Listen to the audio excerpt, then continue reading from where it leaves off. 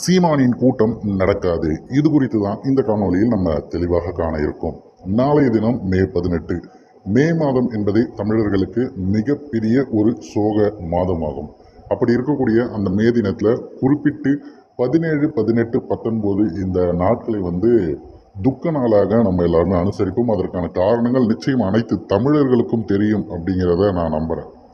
நாம் தமிழர் கட்சி தொடர்ச்சியாக மே 18 தினத்தை துக்க நாளாக மட்டும் அனுசரிப்பதை தவிர்த்து இதனை தாண்டி நம்ம இந்த விஷயத்துல மக்களுக்கு ஒரு நம்பிக்கை கொடுக்கணும். நமக்கான தேசம் நம்ம நிச்சயம் அடைவோங்கிற அந்த நம்பிக்கை கொடுப்பதற்காக இன எழுச்சி நாள் அப்படிங்கிற மாதிரி இதற்கு பெயரை சூட்டி இன எழுச்சி மாநாடு நடத்துகிறோம் அப்படின்னு சொல்லிட்டு அண்ணன் சீமான் அவர்கள் வருடந்தோறும் இந்த விடயத்தை செய்துக்கிட்டு இருக்காங்க. இதற்காக மக்களிடமே தான் அவங்க வரி வசூலிக்கிறாங்க.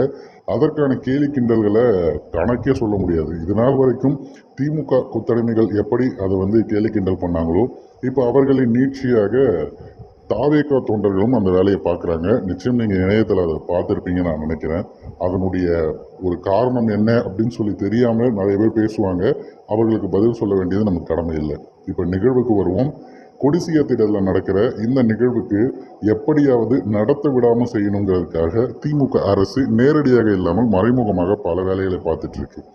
அதற்கு ஏற்ப போல ஒரு கொடி நடுவதிலிருந்து பதாகை வைப்பதிலிருந்து இதை இங்கு செய்யக்கூடாது, இன்றைக்கு இதை வைக்கக்கூடாது, இவ்வளவு தூரம் ஏன் இதை கொண்டு வரீங்க அப்படின்னு எல்லாத்திற்கும் காவல்துறையினர் அங்கே நின்று தடுப்பு போடுவது அப்படிங்கிறது மிகப்பெரிய ஒரு உளவியல் பிரச்சனையை அங்கே இருக்க வேலை செய்யக்கூடிய தம்பிகளுக்கு ஏற்படுத்துகிறாங்க.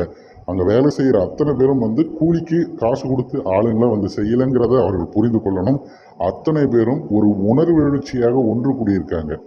அது தெரியுதோ தெரியலையோ அதை விடுங்க. ஆனால் அந்த வேலையை செய்யும் போது எப்படி தடுக்கலாம்னு சொல்லி பார்க்கறது எந்த மாதிரியான ஒரு முட்டாள்தனமானது. நாம் தமிழர் கட்சி உறவுகள் அனைவரும் என்ன நடந்தாலும் சரி மே 18 நிகழ்வு நிச்சயம் நடக்கும்.